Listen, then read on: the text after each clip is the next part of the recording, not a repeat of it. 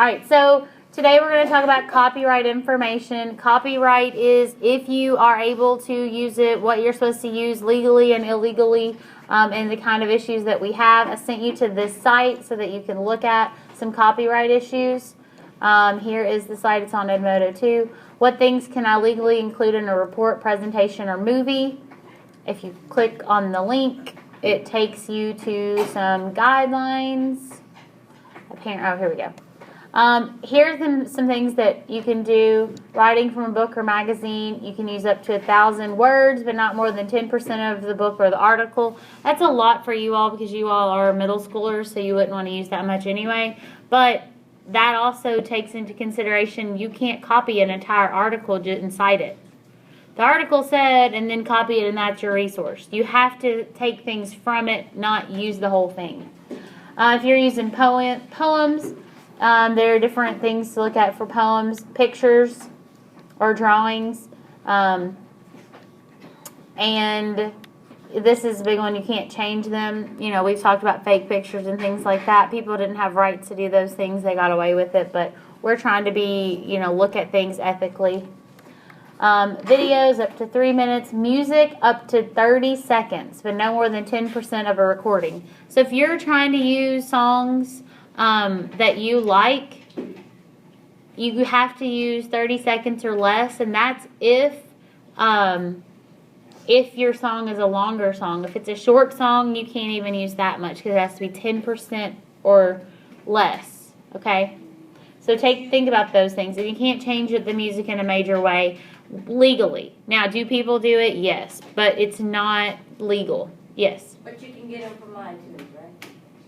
You can download the song from iTunes, sure, but just because you've bought it does not mean that you can use that song.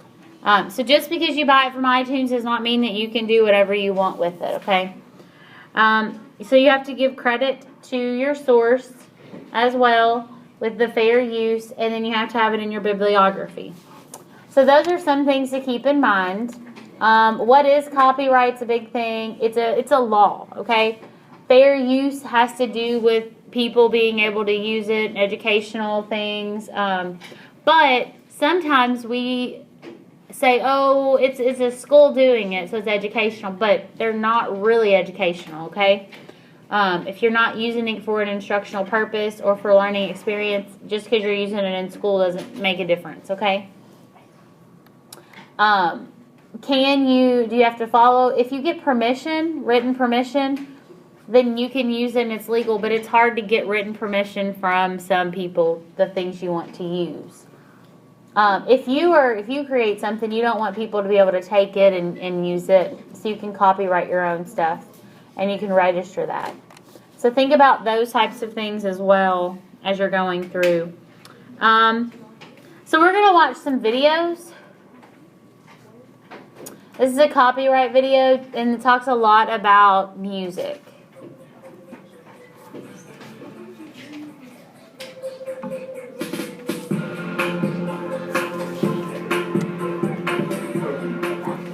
This is something. Now, one thing, if you looked at the beginning, it said royalty free.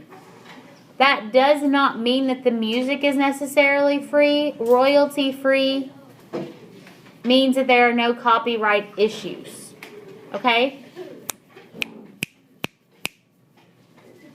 It means that there are no copyright issues. It might be free, but it might not be free. You might have to actually pay for some of the royalty-free music. Abound Music Library in Atlanta, Georgia. As a student, have you ever questioned or wondered why your teacher or library media specialist told you that you couldn't use a particular song, photo, or image in a project or video that you are creating?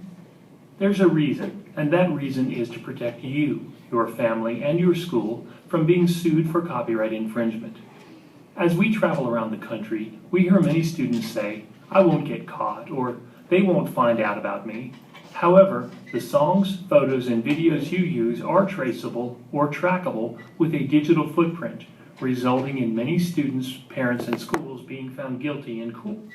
Now, this is a court issue. Like I said, these are lawful things. This specific image I've seen on things that's been taken down because it's against the law to have them on there. I posted a video of my that was about my friend who had passed away that one of my other friends had created, and he had taken music and put it together, and we weren't trying to post it for anything other than just to share with others on Facebook. And I got a message from Facebook saying that the video was taken down, and then if I put up more things that were copyright issues, that I could be taken off Facebook completely. And the big reason that was is because there was one specific song that the artist did not want his things online. And so his company was very adamant about finding things that he had and searching that out, okay? Now, not everybody does that. And I'm going to share some things with you about that as well. So let's take a look at, I posted, this is a video of my friend at camp. And there's a song with it, and he's doing kind of like a dance and leading everybody in kind of like, it's funny because Evan is not a dancer in any way, but he was just being funny and created this little dance for our kids at camp to do as a jazzercise routine cool down. But when I recorded it, I didn't realize or think about the music in the background being a copyright type issue. So here's the video.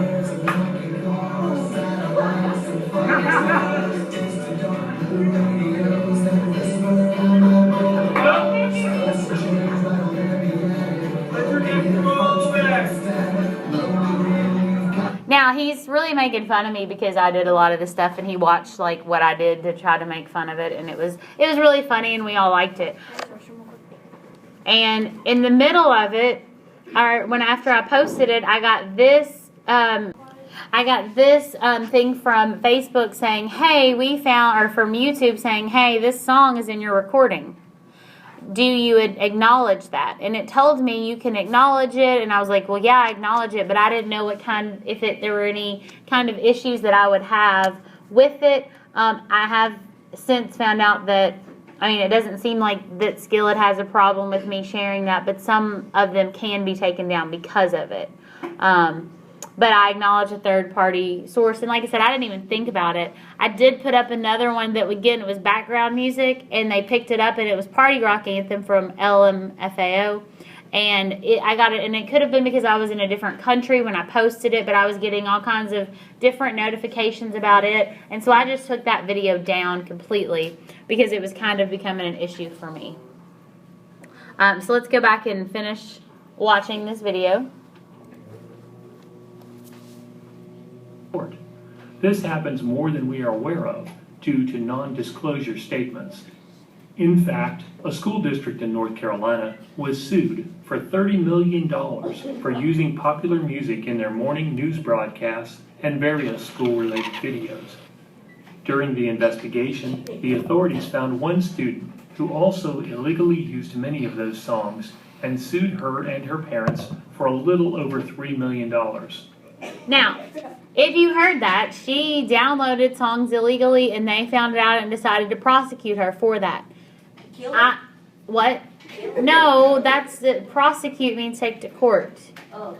And they fined her $3 million. $3 million to pay because she had downloaded these songs illegally. Now, what you may not understand is that, it takes a lot of money to buy songs. You have to record them. You have to have somebody write lyrics. You have to have somebody to mix it. You have to have studio time or know somebody who has equipment. You have a producer. Then you have to market it. You have to, put it out there in some way. It's not just free just to put it on, iTunes for people to download and then give you money. So there are lots of things that go into making music that you don't think about, where one song could cost a lot of money to make. So downloading it illegally, you're cutting people out of not getting their money after they worked on this song, and that's their job. Another student in Boston used 30 copyrighted songs illegally and was sued $675,000. That's over $22,000 per song. Now, it didn't even say that he downloaded them illegally. They just said he used them and they had copyright issues, so they filed against him. So earlier, like someone said, you know, if I download it from iTunes, yeah, you can download it from iTunes, and that means you can listen to it, but that does not give you the right to use it or to post it anywhere else. It does not give you the right to actually share it with others. So you have to think about those types of things and the ethical uses of them. Yes, Mason? So when you download a free music app, that's stealing it? It is stealing it if you are able to put that on your phone and listen to it, and it like puts it in your iMusic, in your music app. If you're listening to it through that app, it's a little bit different. Oh, okay. Like for example, hang on just a second. I need to touch my. Alright, if you're listening to a music app, it's a little bit different because the music app is liable. You're listening to it through a music app. You're streaming it. You're not taking that actual song and putting it on your computer, on your device. Like, you can't download it Right. for free, or? You're not supposed to download music for free. There are sites that do that and allow you to do that, but that's not legal or ethical. Yes, Chase. So like, say you want to post a song on Facebook, does that mean you can only post 30 seconds of it? If you're posting a YouTube video of the song, No, but like just the music itself. Does that mean I don't think that you can upload a file like that. All right, we're going to continue watching. We all need to understand that when we purchase songs from iTunes, Amazon, Rhapsody, or any other music retailer, those songs do not come with a license or the ability to use them in videos, broadcasts, or performances without specific written permission from the copyright holder. More importantly, you do not have permission to upload videos containing these songs to YouTube, SchoolTube, TeacherTube, or any of the social networks. These songs are strictly for home and personal use, which is stated on the retailer's terms of use. So when you purchase them, if you purchase them legally, it will tell you that they are for your personal use, not for anyone's use. Knowing that these lawsuits are happening and that they will continue to take place, we ask that you do one of two things. First, practice getting permission from the copyright holder for the piece of digital media you want to use. When I was in high school, I was on the yearbook staff, and my senior year, we decided we were trying to think of quotes and different things, and one of the things we decided to use was lyrics from a song that were written out. So in order to use that, we got permission. I actually called LA, I talked to the people, they sent me written permission to be able to use that piece of, guys, Faith, computer off. Maybe your computer wasn't on, I can't tell now. it was? It's on the whole time. Alright, Turning it on and off. now, I had to get permission, written permission from them to be able to use it. We had permission, I wrote it on there.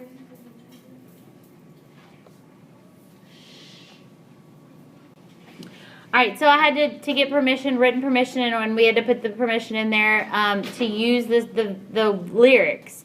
And so you have to do that. But you might get permission and they might say no.